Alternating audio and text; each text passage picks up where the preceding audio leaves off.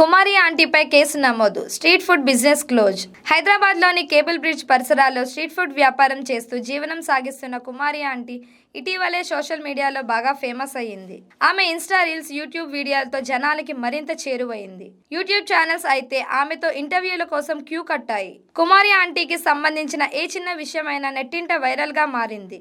ఆమె బిజినెస్ ఇన్ని లక్షలు జరుగుతుందని, సెలబ్రిటీలు కూడా కుమారి ఆంటీ ఫుడ్ తినేందుకు ఆసక్తి చూపిస్తున్నారని ప్రచారం సాగింది. అంతేకాదు, బిగ్ బాస్ రాబోయే సీజన్లోనూ కుమారి ఆంటీ కనిపిస్తారంటూ కొన్ని యూట్యూబ్ ఛానల్స్ కథనాలు అల్లేశాయి. ఇలా మొత్తానికి సోషల్ మీడియాలో కుమారి ఆంటీ తెగ ట్రెండ్ అయ్యింది. యువకులంతా ఆమె దగ్గరే భోజనం చేసేందుకు ఎగబడుతున్నారు. అయితే ఈ పాపులారిటీ క్రేజ్ కుమారి ఆంటీని కష్టాల్లోకి నెట్టేసింది. కుమారి ఆంటీ దగ్గరే భోజనం చేసేందుకు జనాలు ఎగబడ్డంతో రద్దీ ఎక్కువైపోయింది. ఇక్కడికి వచ్చిన వారు రోడ్డుపైనే వాహనాలు పార్క్ చేస్తున్నారు. దీంతో ఆ మార్గంలో ఫుల్ ట్రాఫిక్ జామ్ అవుతోంది. దీంతో కుమారి ఆంటీపై పోలీసులు కేసు నమోదు చేశారు. తాజాగా ట్రాఫిక్ పోలీసులు రంగంలోకి దిగి ఇలా రోడ్లపై భోజనం అమ్మడానికి వీల్లేదని కుమారి ఆంటీకి తేల్చి చెప్పేశారు. దీంతో ఆమెకు ట్రాఫిక్ పోలీసులకు మధ్య కాసేపు వాగ్వాదం నడిచింది. తన స్ట్రీట్ ఫుడ్ బిజినెస్ క్లోజ్ చేయించడంతో కుమారి ఆంటీ ఎమోషనల్ అయ్యారు. తనకు న్యాయం చేయాలని విజ్ఞప్తి చేశారు. మీడియా వల్లే నాకు ఇంత పేరొచ్చింది, ఇప్పుడు కూడా మీడియానే నాకు న్యాయం చేయాలని కోరారు. ట్రాఫిక్ కు ఆటంకం కలిగించొద్దు అంటూ నా దగ్గరకు భోజనం చేసేందుకు వచ్చే ప్రతి